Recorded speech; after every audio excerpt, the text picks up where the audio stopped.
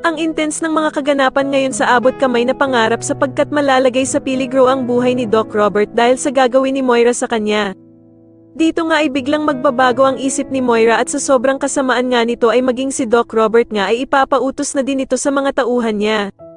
Samantala ay wala ngang kaalam-alam si Doc Robert na ang bruhang si Moira ang may pakana ng lahat at dito nga ay magaganap na ang pagpapalitan nila Doc Robert at Balahaja.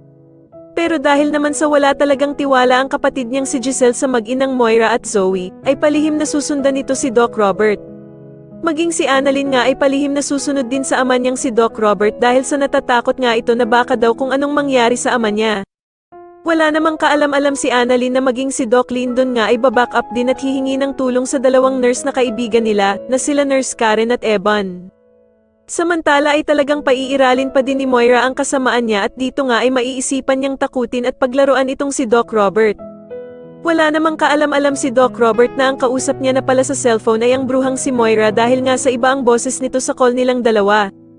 Dito nga ay sasabihin niya kay Doc Robert na parang nagbago na nga daw ang isip niya at balak na lamang daw niyang patayin ang ama niyang si Lolo Pepe at parang gusto na din nga daw niyang isabay si Doc Robert. Laking gulat nga ni Doc Robert nang makita niya ang laser ng baril ng tauhan ni Moira na nakatapat na sa kanyang katawan. Sa kabilang banda naman nang makauwi naman si Doc Carlos ay bigla niyang makikita ang kotse ng anak niyang si Harry, kaya naman ay agad na magtataka ito kung ano ang ginagawa ng kanyang anak sa bahay nila. Wala namang kaalam-alam si Doc Carlos na nakatitig na pala sa kanya si Lynette sa gilid subalit hindi nga ito makasigaw dahil sa nakabantay sa kanya ang mga clown na tauhan ng bruhang si Moira.